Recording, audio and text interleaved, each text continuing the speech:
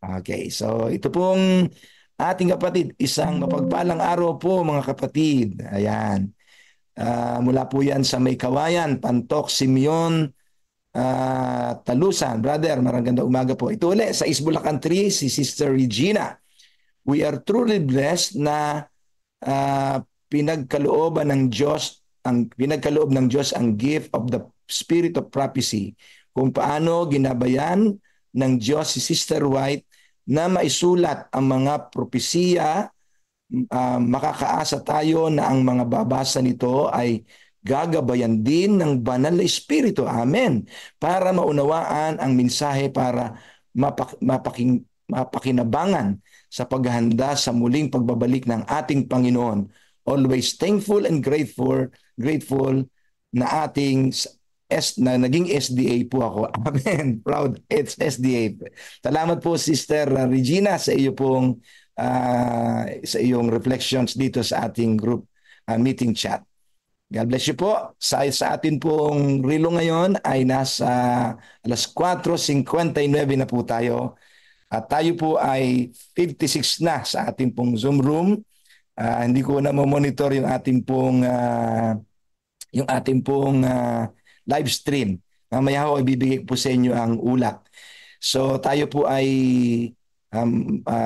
maghihintay na para sa pagsisimula po ng ating pong maghanda na po tayo para pagsisimula po ng ating pong proper 40 days of prayer. So ini-invite ko po kayo na palagi po kayong pumasok ng maaga. Maaari po sana ay reviewin po ninyo uli yung mga nangyari po kahapon. Actually, ako po yun ang ginagawa ko.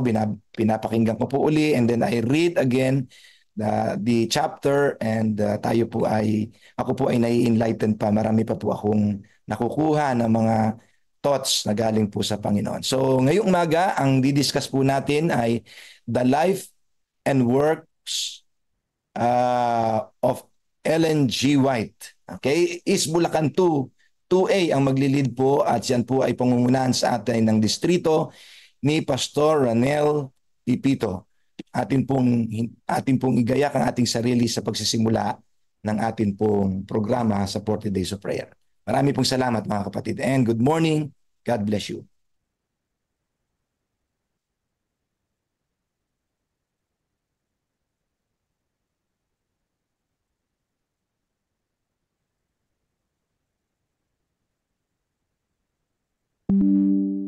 Brother Doms, pwede na nating simulan ang ating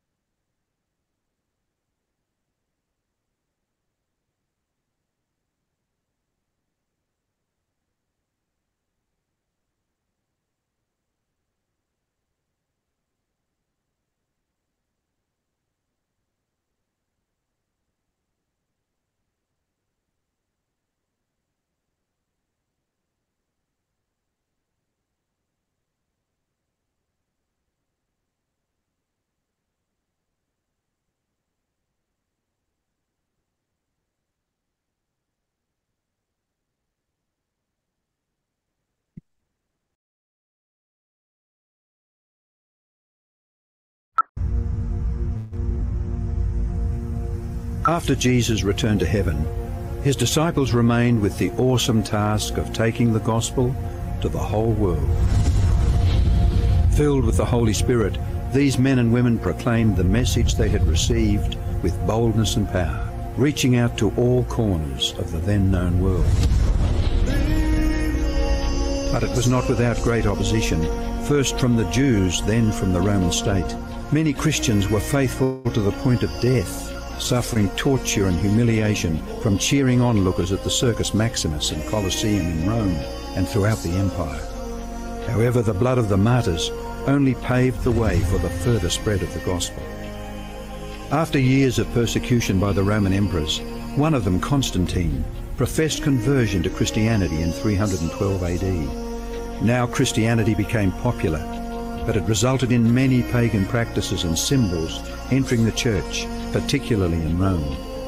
The Bishop of Rome assumed more and more power and authority and began to oppose and oppress all who recognized Jesus alone as the head of the church and who accepted the Bible alone as the supreme authority. To escape this increasing persecution, God's true people withdrew to the wilderness areas of Europe. In northern Italy, the Waldenses took refuge in the mountains. While many were slain, the light continued to shine in the darkness. God was still in control, and he began to raise up men like Wycliffe, Huss, Tyndale, Luther, Calvin and Zwingli to stand for his truth. They stood for the Bible alone, faith alone and Christ alone. In 1798, in fulfillment of Bible prophecy in the book of Daniel, the religious and political supremacy of the Roman Church was temporarily reduced when General Berthier removed Pope Pius VI from his throne. Consequently, in the decades that followed, there arose a great awakening of interest in the prophecies of Daniel, and many were convinced Jesus was soon to return.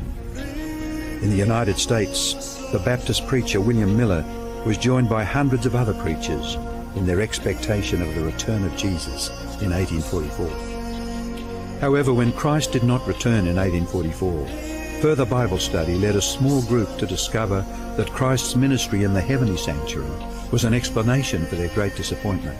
They discovered that the Bible taught that the seventh day was the Sabbath that Jesus had set aside for his people. Slowly they came to understand that their mission was to preach the three angels' messages of Revelation 14. Their goal as Seventh-day Adventists was to preach with power the everlasting gospel and to prepare the world for Christ's return. More than 160 years have now passed, years that have brought 2 world wars, numerous military campaigns, financial depression, the rise of atheism and secularism, as well as a booming world population, with natural disasters increasing in frequency and intensity. Today, the Church's mission and message is more relevant and urgent than ever in its history. Jesus is coming soon, and the world must be warned. Prepare to meet your God. Amen.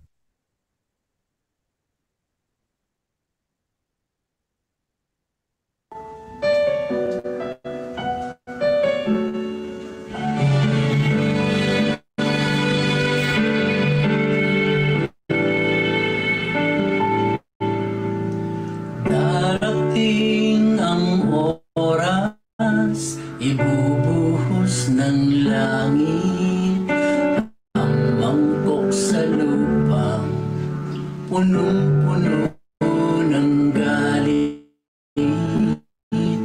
Titindi ang sugat, pupula ang dagat, maging ang nasa ilog ay mamamatay lahat. Ang Diyos nagsasabi na siya ay darating upang tayo'y kunin at sa langit ay makarating. Mawawala na ang hirap, lungkot ay mapapawi. Ang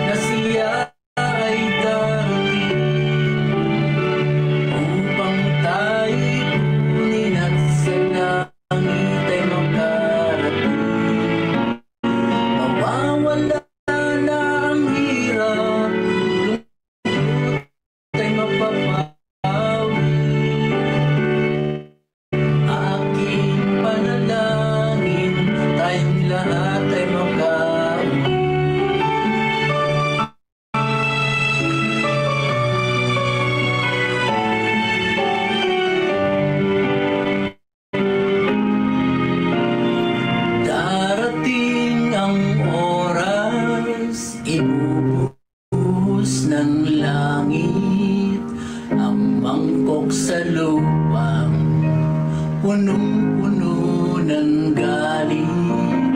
Pagdidilim ng sobra, kidlat kulog ay marinig. At ang lahat ng nakita ay lindol ang yayanig. Ang Diyos nagsasabi,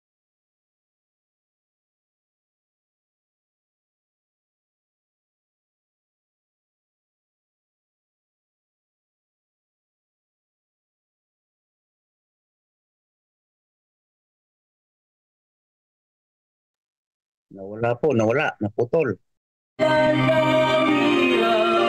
lulungkot ay mapapawi. Aking panalangin, tayong lahat ay ang Diyos nagsasabi na siya ay darating upang tayo kunin at sa langit ay mawawala na ang hirap, lungkot ay mapapawi. Aking panalangin, tayong lahat ay makauwi.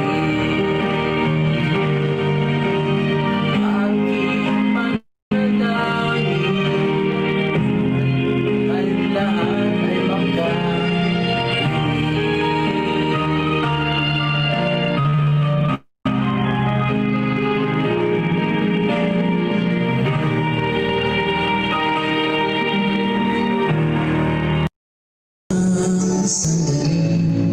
Sa huling tunog ng trompeta, isang sigaw sa isang kisabutan. Darating na siya, si Jesus nating pag-asa. Bayan ng Diyos, salubungin natin siya.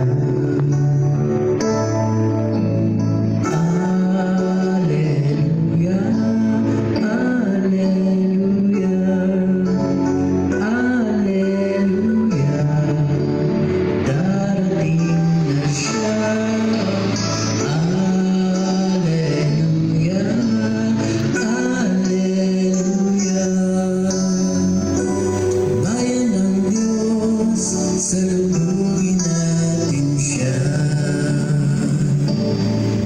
Tayo ay babaguhin ng kanyang kalwalhatian. Tayo ay mabibihisan ng walang kamatayan. Tunay kay Jesus, tagumpay magkakamtan. Purihin ang Diyos magpakailanman. Alleluia, alleluia, alleluia. Darating na siya. Alleluia, alleluia. Bayan ng Diyos, salubungin natin siya.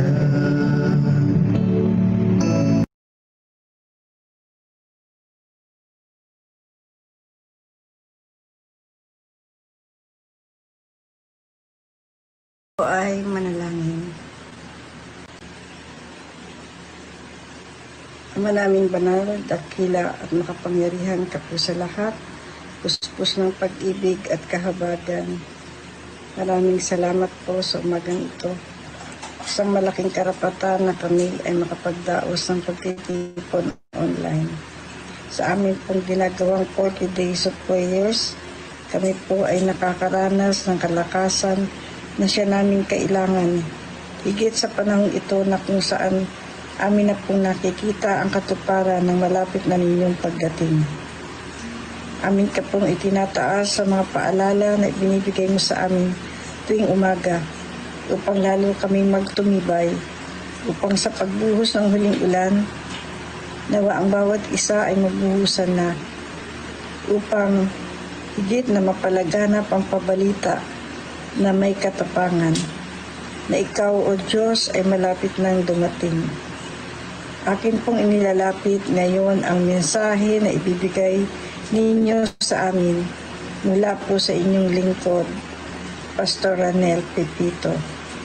Maihanda nawa ang aming mga puso at aming mga isip sa mga payo ni Ginang White para sa Iglesia at sa aming bagong tatag na misyon, ang Central Luzon Provinces Mission. Pagkaloob ang inyong basbas sa lahat ng narito, higit sa aming tagapagsalita, maipaabot sa aming lahat ang mabuting kaunawaan. Ito ay aming isinasamo at idinadalangin at kami ay patawarin sa lahat ng aming mga pagkukulang at mga kasalanan sa tanging pangalan ng aming Panginoon at aming tagapagligtas na si Kristo Jesus. Amen. Amen. Hingin natin ang Panginoon sa kanyang pag-iingat sa atin sa buong magdamag at muli niyang paggising sa atin ngayong umaga upang ipagpatuloy natin ang ating 40 days of prayer. Welcome po sa ating lahat sa ating programa. Pangunahan po tayo ngayon ng East Bulacan 2 District. Ang presider po ay ang inyong lingkod, Brother Ver Flores. Ang opening prayer po natin ay pagkakaloob ni Brother Edgar Tolentino ng San Jose Church. Ang special number naman po ay ibibigay sa atin ng dalawang kabataan, si Brother Migo and Sister Janelle. Ang mensahe po ay pangunahan ni Pastor Ranel Pipito at ang closing prayer po ay ipagkakalob sa atin ni Sister Ninita Lazaro ng Sapang Palay Church. Muli po, magandang umaga sa ating lahat at pagpalain po tayo ng ating Panginoon ngayong umagang ito.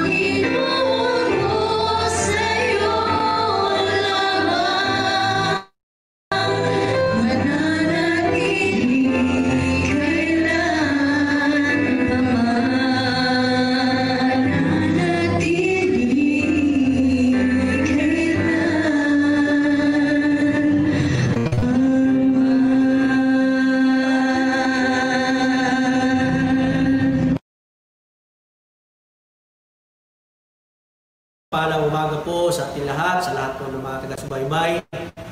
Isang ganap na kasaysayan po ito sa ating pong bagong pamunuan.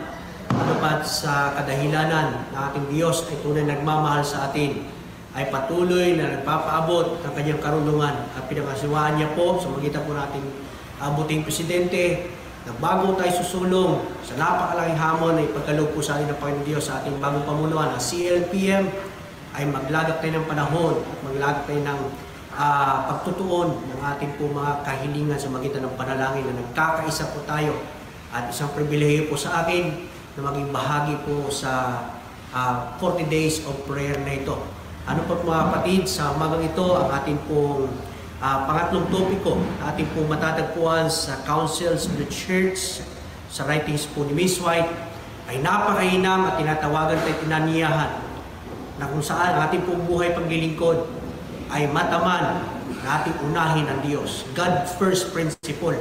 So dito po natin makikita, lahat ang topic ko po ngayon ay tumatalakay sa buhay po ni Mrs. White about her work and life and work of Mrs. White sa kanya pong paglilingkod bilang tinawag nating Panginoon. Kung ating makikita mga kapatid, ang akto na ginawa po ni Mrs. White sa kanya pong buhay ay akin lang po ito sinemarize sa 3 letter. Ito po ay word na acts. Ang una ay A, ang pangalawa ay C, at ang pangatlo ay P. No? Sa ayon sa aking pagbabasa, when I read closely to her writings, makikita po natin dito yung pamamatnubay kung saan paano si Mrs. Ellen G. White tinawag nating Panginoon. Kung ating makikita mga kapatid sa mga history po ng mga leader, ay most likely yung mga tinawag po na ngayon ay nagpapakilala sila po ay magagawa ng Diyos, mga leader po ng mga malaking iglesia, ay meron pong mga kakaiba. No? Kaya dito nag-focus po ako sa pangangaral sa buhay po ni Miss White kasi kakaiba po yung nangyari sa kanya. No? At ang unang A na ating pag-aralan ngayon, para mabilis ko natin tandaan, yung tinatawag natin na acknowledging God's work, acknowledging God's call.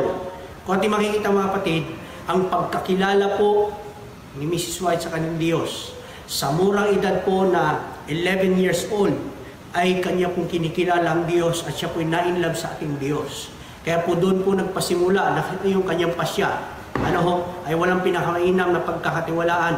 At in connection with the Proverbs 3, kung di ako nagkakamali, doon po yung kaisipan na yun na buo sa isipan po ni Mrs. White. Na at 11 years old, tinanggap niya ang Diyos, nagpasako po siya.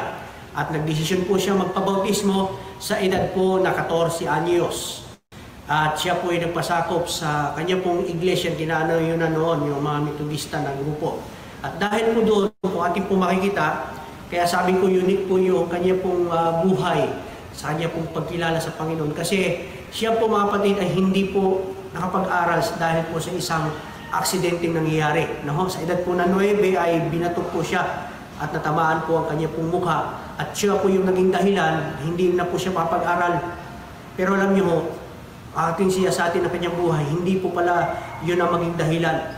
Siya po ay malulungkot, kundi yun po yung isang daan na ano pat makapag-concentrate siya at the age of 11 years old, tinanggap niya, kinilala niya ang ating Diyos na maging Diyos ng kanya pong buhay.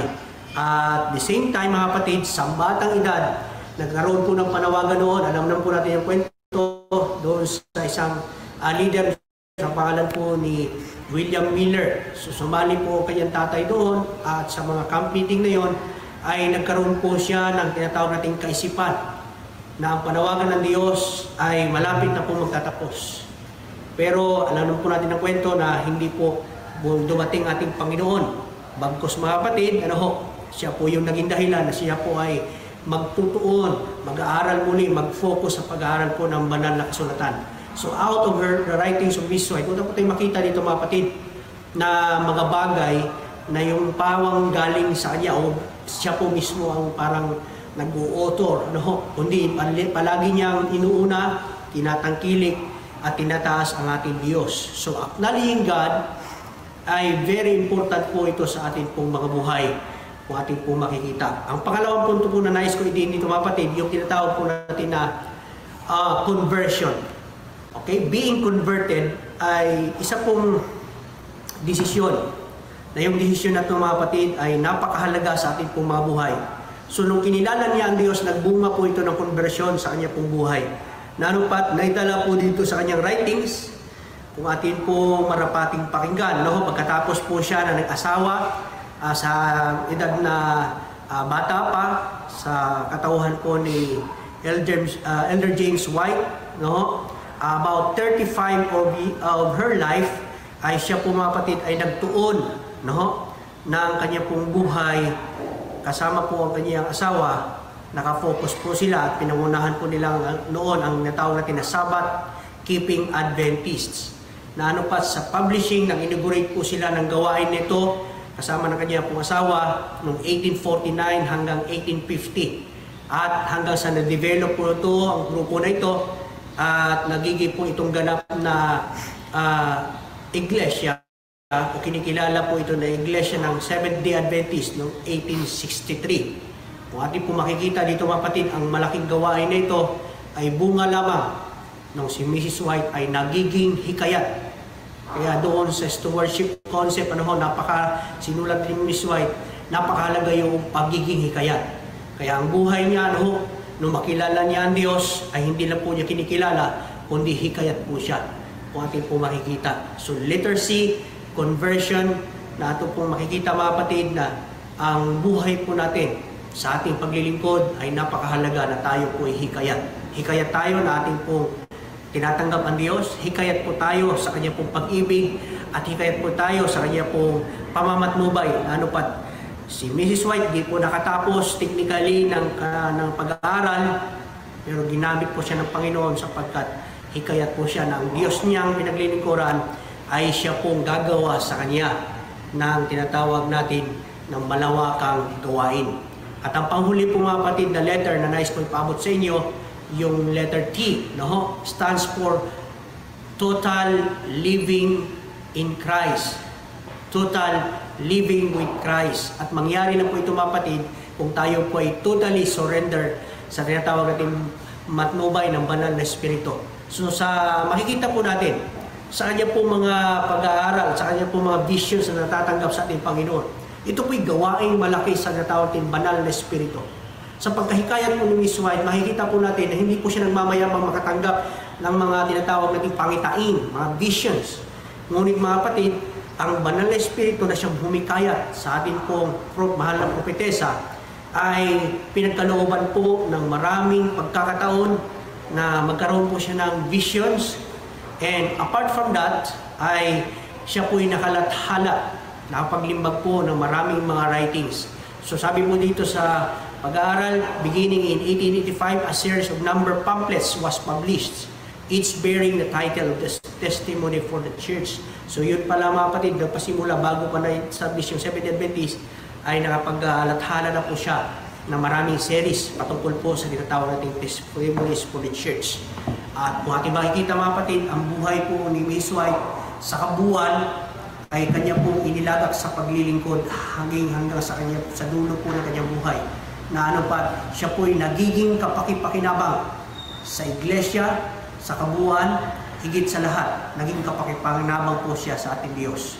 Kaya nagtutugon po ito mga kapatid na ang buhay po niya, if we live totally with Christ, if we live totally dependent to the command of the Holy Spirit, ay tayo din po mga kapatid ay pakinabang. Kaya sa umagang ito, patuloy ko pong hinihimo kayo, naniyaan na bahagi po ng buhay ng ating pong tinuturing na propetesa.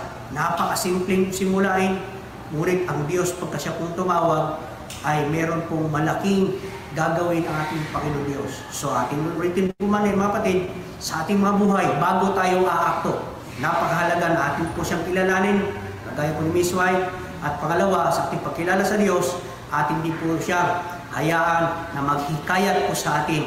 At ang pagkahikayat po natin mga kapatid, magbubunga po ito ng tinatawag natin total lifestyle. At salamat muli sa pagkakataon, pagpalain kayo sa inyong pakikinig. Tapusin po natin ang series na ito hanggang sa matapos, ma-inspire tayo mga kapatid sa buhay po ng ating mahal propetesa. God bless po sa ating lahat. Amen. Amen. Amen. Amen. Bihin ng Panginoon, maraming salamat po sa ating pong Amen. Amen po. tihing pastor na Amen po. nag-lead ng ating pong reflections. Mga kapatid, tayo po'y pupunta na sa ating pong season of prayer na tayo ay magbe-breakout rooms. Doon po sa facilitators, baka ho kayo ang mailagay dito sa main room, ay pwede pong pakibasa po yung mga naka-project dito sa ating meeting group chat na mga prayer request kagaya po nitong ating kapatid na naghihingi po ng panalangin para ho kay Sister Rosemary. Uy, nag-aagaw buhay daw sa hospital, mga kapatid. Wow. Pag-pray po natin si Sister Rosemary. Sino man po itong nag-request ay hindi po nagpakilala pero galing po ata ito dun sa live stream, no? Salamat dun po sa nag-post nito sa ating meeting group chat. Okay, so paki-entertain po yung lahat ng mga request ng ating pong mga kapatid sa inyong mga breakout rooms. Tayo po ay 5:29 a.m. na at ang bilang po natin ngayon ay 140 mga kapatid. Ang nanonood po sa atin ngayon na live stream ay 60 na. Wow, marami na po tayong kasama ngayon sa ating pong 40 Days of Prayer campaign. Purihin ang ating Panginoon. Tayo po ay pupunta na sa ating pong breakout rooms at hintayin po ninyong matapos ang 15 minutes ninyo para ho tayo ay makabalik na lahat muli dito sa main room. Salamat po sa ating pong host ng breakout rooms.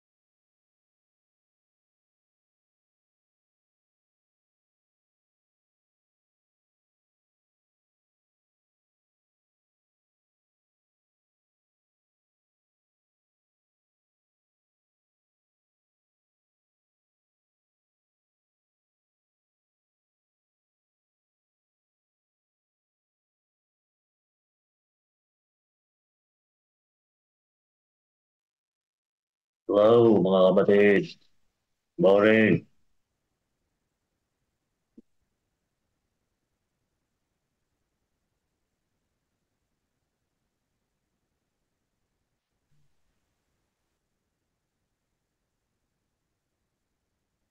Musta po kayo?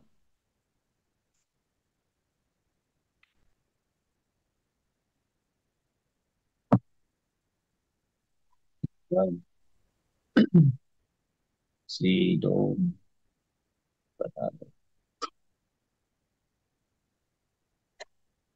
Anong gagawin natin dito? Mga pre-request pala. Sharing ito.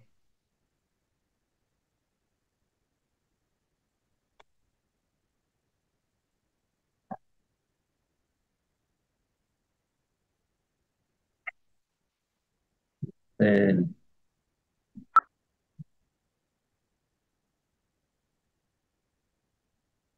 reflection. Ano reflection nyo mga kapatid?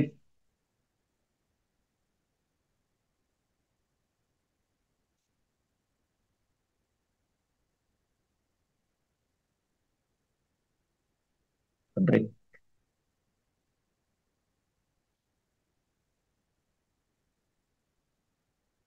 Perdón. 30 area 5. Po, anong ating konti lang minuto natin.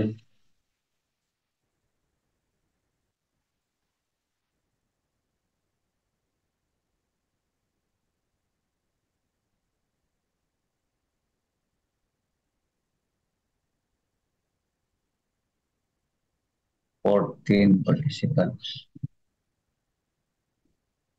Pastor dito.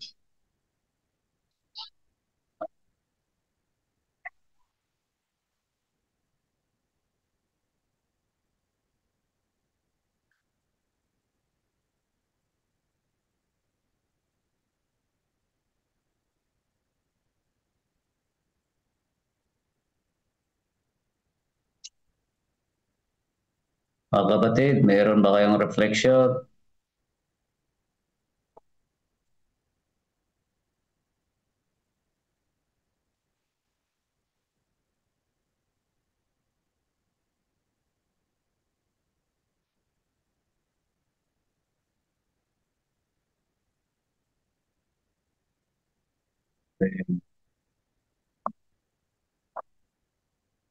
Pa-mute po kayo mga kapatid. Kindly open your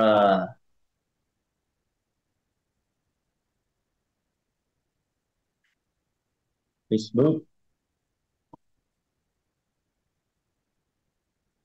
Sister Marisa, anong reflection niyo po? Kaunting minuto lang itong natin. Sige po, sino po magbigay ng reflection? Ngayon sa ating message kanina about Ellen G. White writings. Sister Marisa Pascua, pa-mute po kayo. Sister Marisa, naka-mute po kayo. Naka-mute po kayo mga kapatid.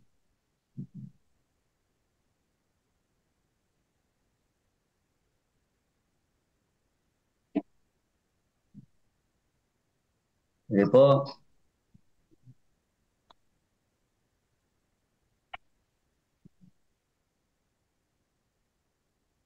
Meron po bang reflection? Naka-mute po. Ayan. Area 5. Good morning, Pastor. Hi. Good morning. Pastor Joel Ramirez. Sir Joel, ikaw na po muna. Okay. Ako po ay na-bless unang-una doon sa maiksi ngunit malaman na mensahe ni Pastor. Acts, acknowledgement, conversion. Ang reflection ko po ay ang pagtawag ng ating pong Panginoong Diyos noon hanggang ngayon, ito'y diri-diritso. Patuloy ng Panginoon ay tumatawag ng kanyang mga lingkod na kanyang magagamit na instrumento sa pagtatapos sa huling kapanahon ito. Parating po yung ating mga eleksyon sa mga local churches. Initilala ko po yan na anumang posisyon ang may bigay at may luklok tayo. Calling yan ng Panginoon. Ang ating pong mga bagong director, presidente ng CLPN, calling din yan ng Panginoon. So maging handa po ang ating sarili sa pagtugon sa panawagan ng ating pong Panginoong Diyos upang ang kanyang gawain, ito ay magpapatuloy at maluwalhati natin ang Panginoon sa pamamagitan ng paglilingkod. Totoo po, ako ay na-bless. At nagpapasalamat ako sa araw na ito na muling madagdagan, lumalim ang aking conversion. Ako din po bilang lingkod ng Diyos ay tinawagan din. So lahat po tayo ay tinawagan na ating pong Panginoong Diyos. Hindi para magtunganga, hindi para makinig lang, kundi mayroon tayong gawain. God bless po. Yan lang po. Amen. Sino pa po? We have remaining 6 minutes.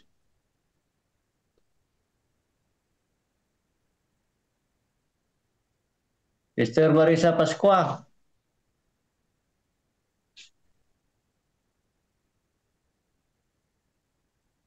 Sir Dom.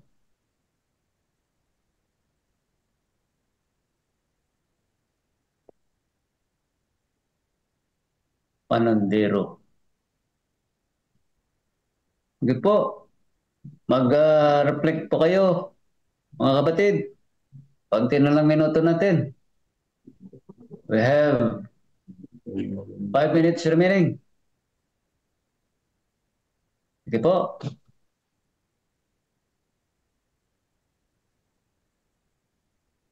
Sige po, mga kapatid.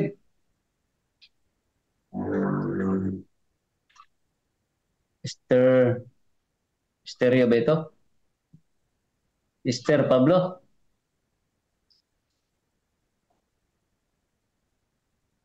Reflection po.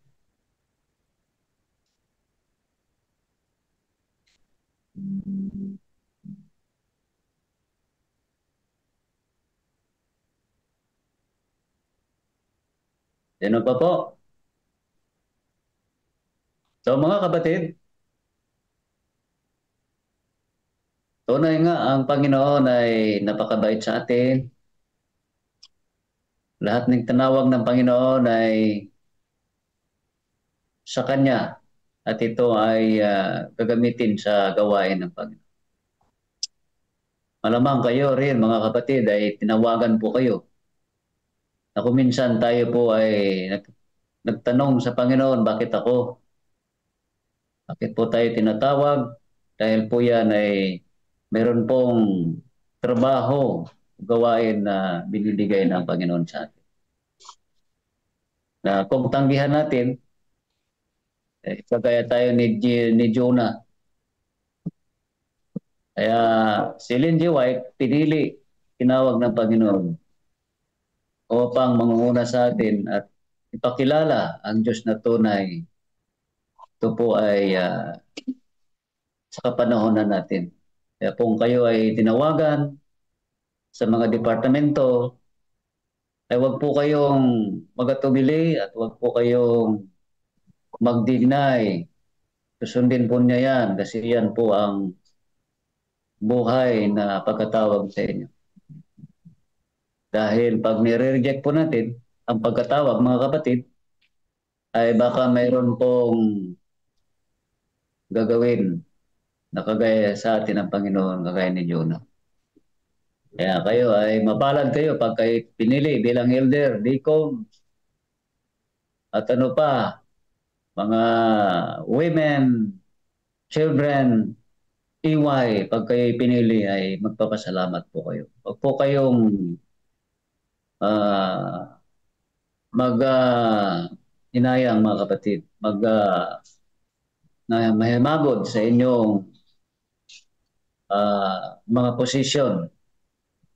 Pag kayo ay nire-replace naman, so ibig sabihin ay magpapahinga muna at meron pang i-substitute sa inyo. Ganito po mga kapatid, ang buhay po natin. Lagi po tayong magpapagamit sa gawain ng Panginoon. Sige na po. Meron. Mr. Maris Asibron, meron ka bang reflection? Good morning po, Pastor. Morning po sa lahat. Ang reflection ko po ay magkaroon po tayo ng total surrender sa ating Panginoon. Lahat po tayo ay tinawagan ng ating Panginoon, kaya po tayo lahat ay narito. At ang ipag-pray po natin na magkaroon po tayo ng ang Holy Spirit ay sumaatin sa tuwi-tuwi na. Kasi para lahat ng kung ano man po yung tinawag sa atin ng Panginoon ay magagawa po natin. Yun lang po. Amen. Amen. Sino pa po?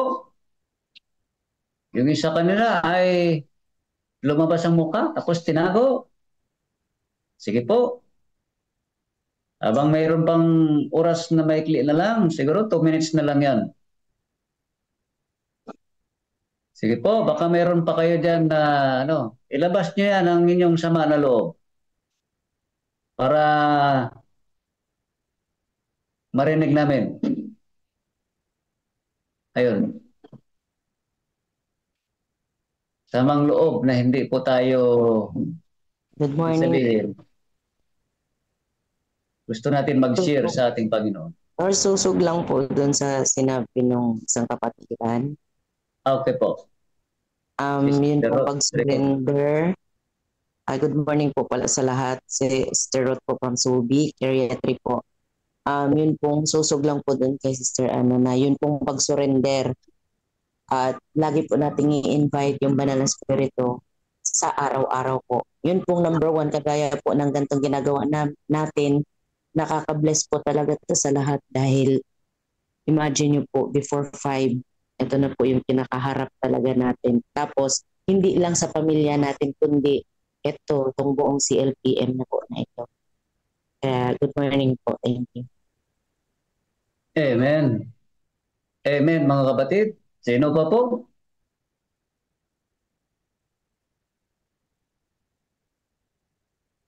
Sister Marisa, kanina pa ito nagsalita, hindi marinig. Hindi pala narinig. Sige pa po, si Maricar Tiglaw. Sister Maricar, gusto mo magsalita? So, malapit na po. Matapos, mga kapatid, sa breakout session. Sige po, baka mayroon pa kayong gustong sabihin. Yan, malapit na. Okay. Lipat na po tayo sa kabila, mga kapatid.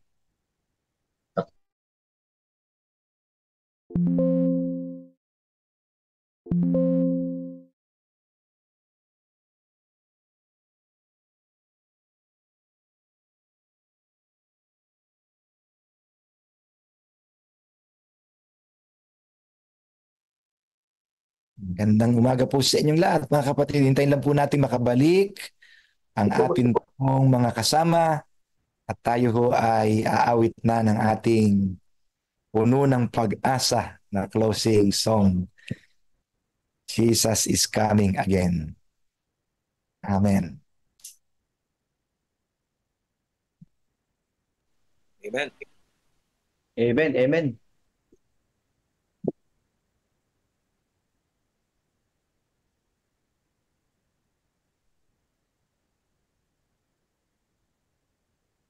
Yan na, isa na po tayong bumabalik. Ang bilang po natin kanina ay 142 nung tayo po ay mag-breakout rooms, breakout session. At sa ating pong live stream ay 69 po ang lahat ng nanonood. At ngayon po ay parang 61 na ang bilang. So marami-rami na po tayo mga kapatid at higit na makapangyarihan na ang ating pong kalagitnaan. At tayo po ay ginagabayan ng ating Panginoon. Amen. Okay. Brother John, Brother Dom, kindly play na yung ating closing song.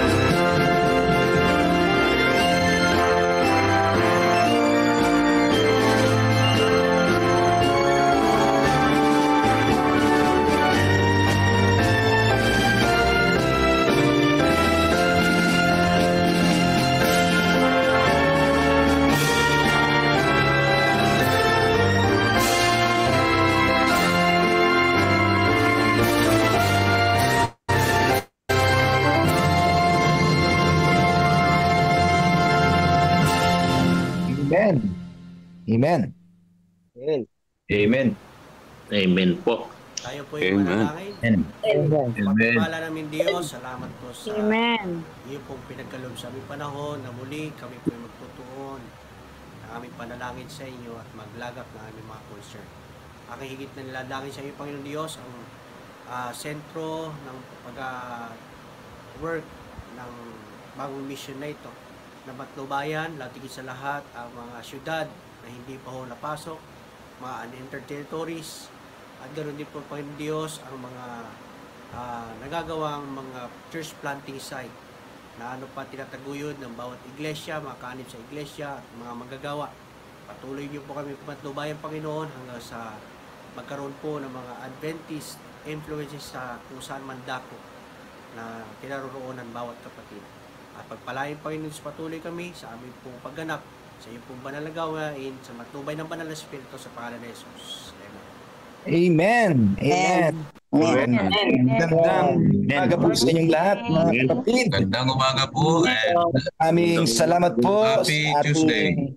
Happy Tuesday. Happy God First Tuesday. Ang oras po natin ay alas 5:50 ng umaga. Tayo po ay umabot ang bilang natin sa ating pong attendance ngayon na 142.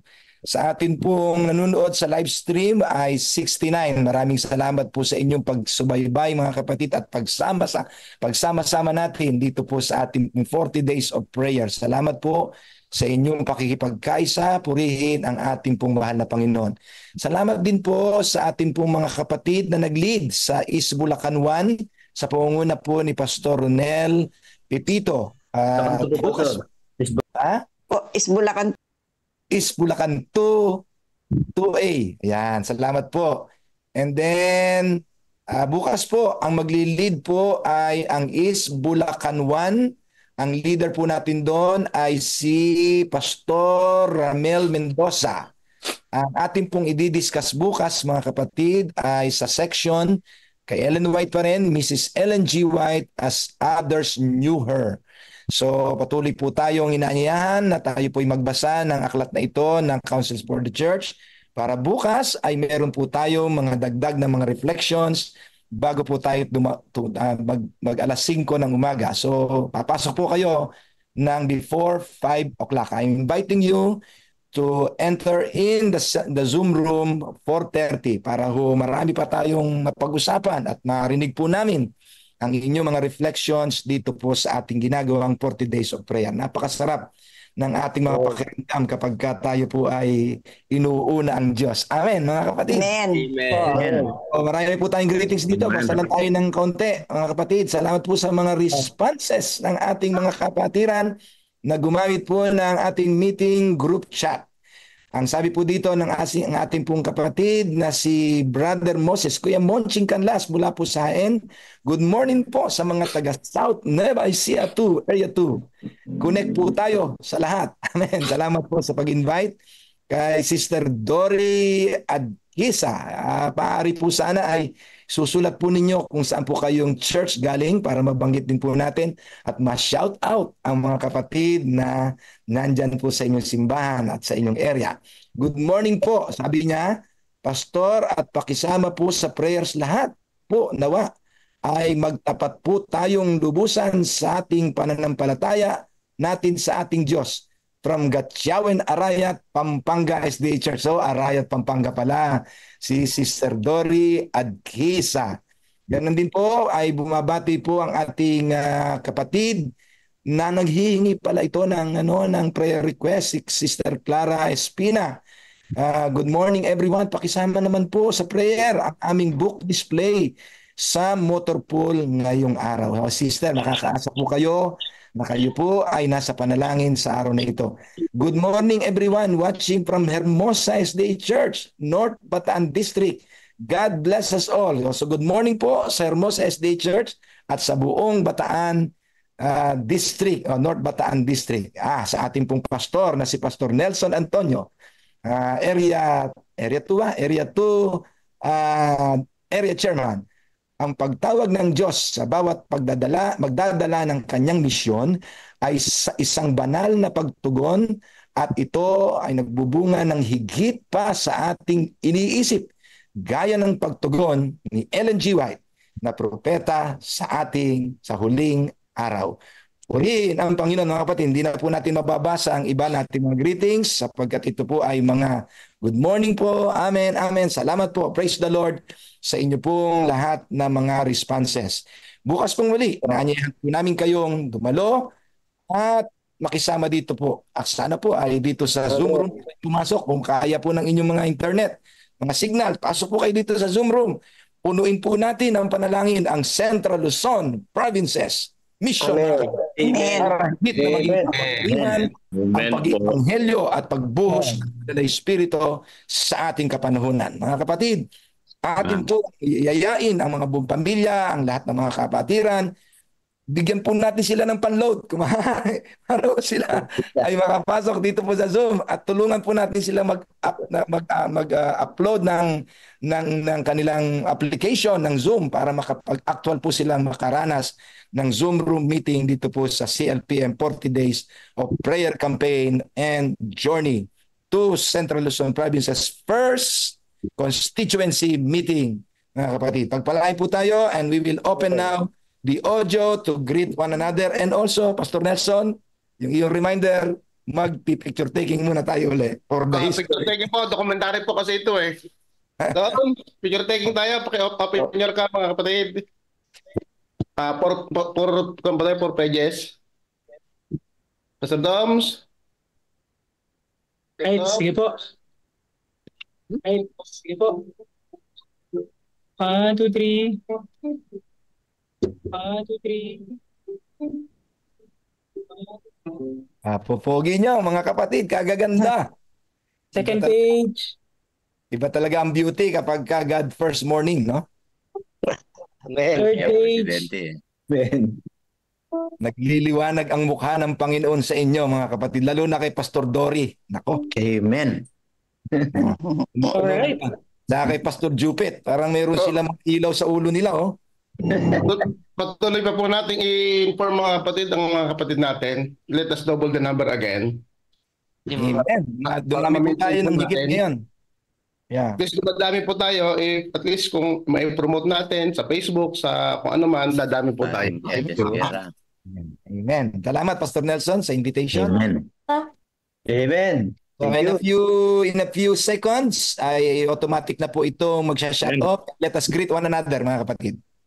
Good morning, everyone. Good lahat. Good morning po sa lahat. Kaya pa ba po? Good morning. Good morning. Good morning,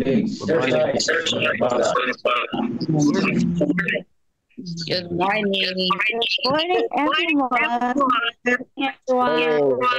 Morning. Okay, palagi. Morning. Saya.